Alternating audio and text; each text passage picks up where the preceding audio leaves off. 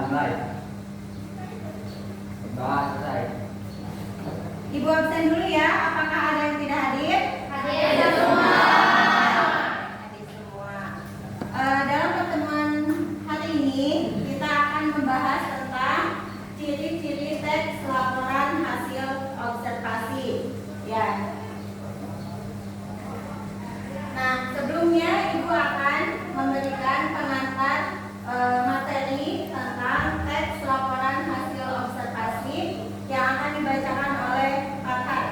Teks laporan hasil observasi adalah teks yang berisi hasil pengamatan terhadap suatu objek secara sistematis, faktual dan objektif, berisi informasi umum tentang objek yang diamati, disusun berdasarkan hasil pengamatan langsung.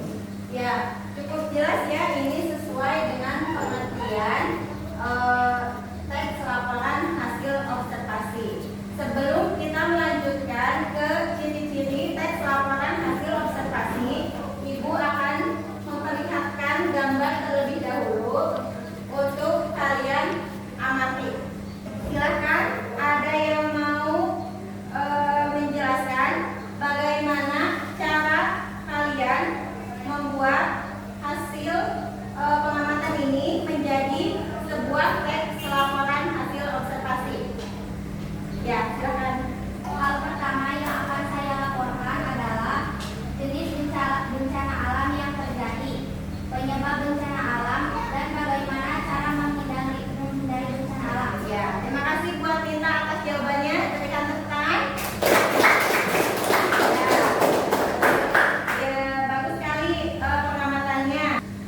Selanjutnya, ciri-ciri teks laporan hasil observasi. Yang pertama itu bersifat faktual. Faktual itu berdasarkan kenyataan, bukan opini atau pendapat sendiri. Oke, yang kedua itu bersifat objektif, tidak memihak atau menilai.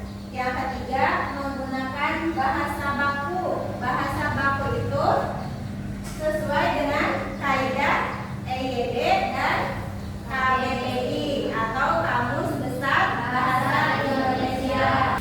Selanjutnya, ciri kebahasaan teks LHO.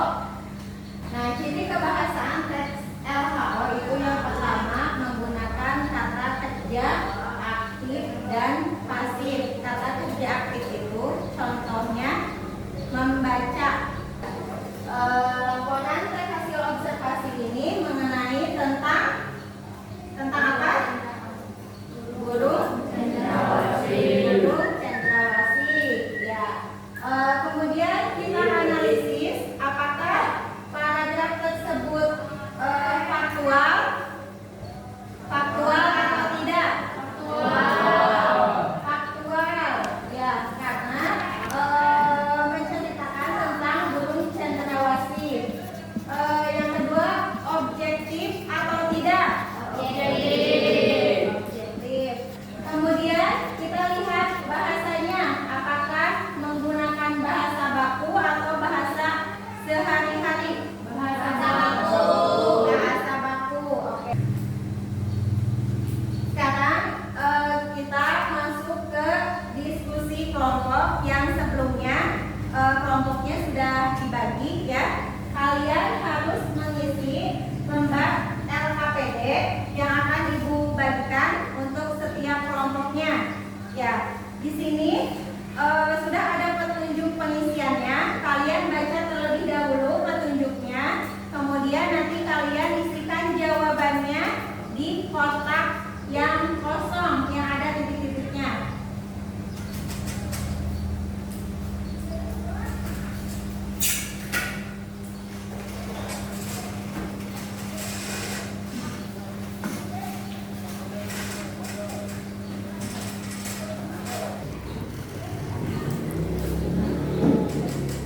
Silakan, ada yang ingin ditanyakan?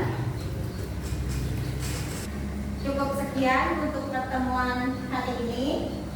Semoga kalian dapat lebih memahami apa itu teks laporan hasil observasi dan ciri-cirinya. Cukup sekian dan terima kasih. Kita ucapkan hamdalah.